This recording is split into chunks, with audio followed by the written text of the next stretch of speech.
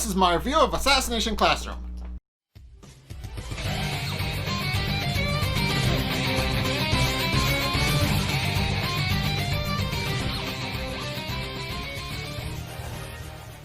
Okay, so in this episode, Class 3E finds out that Itona is finally going to be joining their class. And understandably, they have a few questions about what kind of guy he's like. And since they know Ritsu most likely interacted with him a whole bunch, they ask her what happened and what kind of person he is. And Ritsu reveals that he's her physical counterpart. He's built for physical strength, whereas she was built for long range attacks. But even then, there were not only multiple kings that they needed to work out, her words, but that he's a far better assassin than she will ever be, and that he is on a completely different level than her, which scares Korosensei quite a bit. But in case, as they're considering what kind of person this Itona guy actually is, Shiro walks in and they're initially confused and also are a little concerned that he's just standing there saying nothing. At which point he does a magic trick and reveals that he's not their student, that he's not going to be their student, but he's rather going to be their the caretaker of Itona. So, and he also points out that the reason he did a magic trick was to break the ice, which worked for everybody except Korosensei, who used his little liquid trick from a couple episodes ago to just back himself into a corner. But in any case, Korosensei eventually recovers and points out that he's excited to find out more about Itona and what kind of person he is, and is excited to work with Shiro and help him and help discover what kind of a person Itona is, and just get to know Itona and is looking forward to becoming his student and his teacher. So yeah, but in any case, after introductions are done, Shiro calls him in. And the first thing he ever does interacting with Class 3E is burst in through the wall and sit at the back row. So, yeah, he's a little intense. But in case, Karma notably is the only one in the room who isn't phased about this, and even points out that he was standing outside in the pouring rain. He should, at the very least, be wet, and yet he isn't. So Karma asks him why he isn't wet. At which point Itona just dismisses him, pointing out that he's weaker than him and that he shouldn't worry about him because he gets to live. And it's quickly revealed that Itona's entire mindset is about defeating people who are stronger than him. Case in point, he burst through the wall because he wanted to prove that he was stronger than the wall, which is a little bit weird, but hey, it makes sense, I guess. He's definitely been established to be a pretty intense character, but in case, he introduces himself to Korosensei and reveals to the rest of the class that they are indeed brothers. We established that last episode, but Itona reveals that he and Korosensei are indeed brothers, which confuses Class 3E and for understandable reasons, since Itona and Korosensei don't look a thing like each other, and are curious as to how exactly that could be the case. But in case, Itona leaves the room with Shiro, and Shiro and Itona point out that they're going to set up one little assassination attempt in the main room, and that whoever loses their life before leaving. At which point the Class 3E just erupts with questions for Korosensei about how he could possibly be his brother, and Korosensei reveals that it is not possible because Korosensei, according to himself, is an only child. But in case, Shiro goes to the staff room to interact with the rest of the staff, and naturally Irina and Karasuma have some questions as well, such as how Shiro and Itona could claim that Itona and Korosensei are indeed brothers, and Shiro reveals that while they aren't related by blood, it'll quickly become apparent that they are indeed brothers, or in a figurative sense. Sure enough, case in point, throughout the day, Itona is shown to have both Korosensei's sweet tooth and his perverted side. So it's clear that they're definitely very similar in that regard. And naturally, students' imaginations begin going a little bit wild as to how exactly how exactly they could be brothers, pointing out that it doesn't seem they're possible since they've been separated. One person proposes that it's a fictional story, of course, but one person proposes that the story was that they used to be brothers of a clan, and then when the clan was attacked, they got separated, which doesn't work, and for multiple reasons, but that's what they believe. But that's what that one student believed. But in case, at the end of the day, they set up the arena with all of the desks around the edge of the wall, and Shiro reveals that what's going to happen. They're going to fight inside the arena, and the first person to leave the desks, to either leave the desks or die, will lose. For obvious reasons. If somebody dies, then obviously they're going to lose. But if they leave the desks, then they lose their round as well. So, at which point, Korosensei and Itona face off, and within a second of the match starting, Itona immediately is able to chop one of Korosensei's main tentacles off. At which point it's revealed that Itona has tentacles, and that his hair is actually tentacles, which also answers Karma's question, as he quickly realizes that Itona most likely used his tentacles to keep himself dry.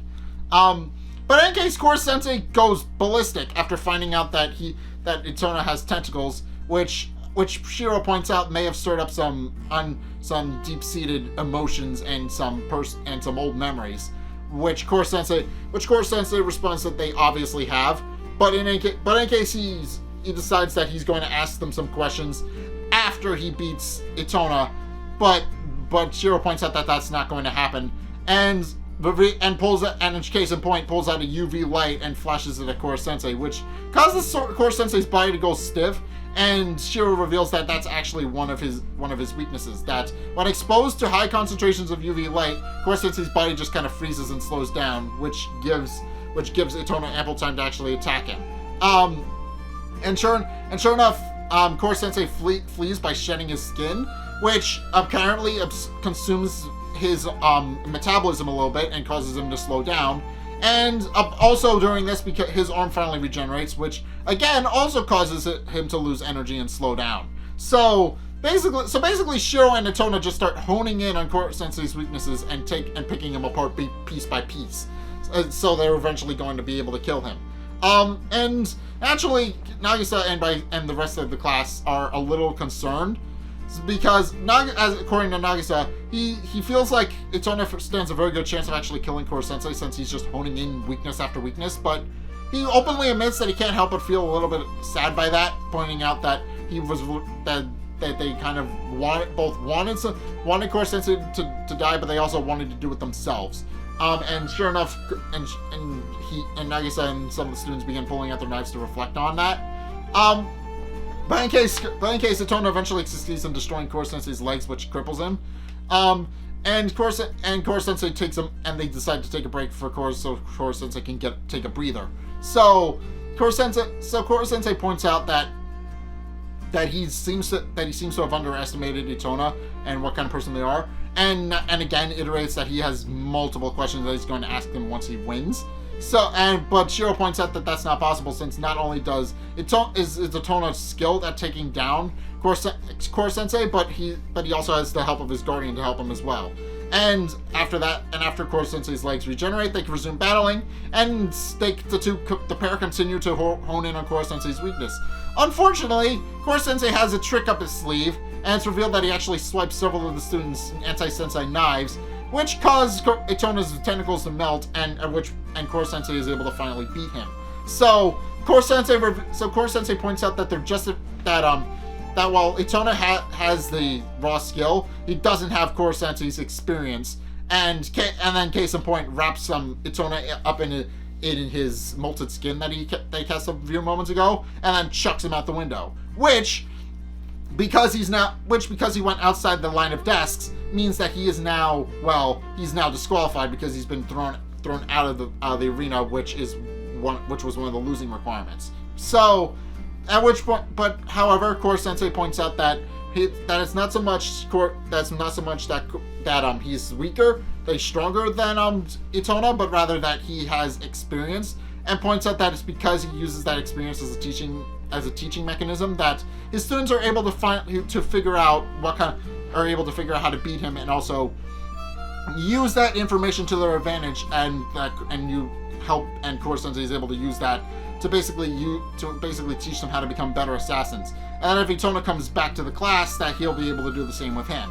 However, as Shiro quickly reveals, this causes it that being lectured to causes Itona to go berserk, and Itona immediately goes ballistic, his tentacles turn black, and he charges at Korosensei, but Shiro knocks him out before that can happen and picks him up and puts him over his shoulder, pointing out that it's clear Korosensei is able to that Korosensei may have won for the time being, but it's clear that Itona needs a bit of a break before he comes back to the class, pointing out that he still has some fine-tuning to go through before he can actually join the class proper.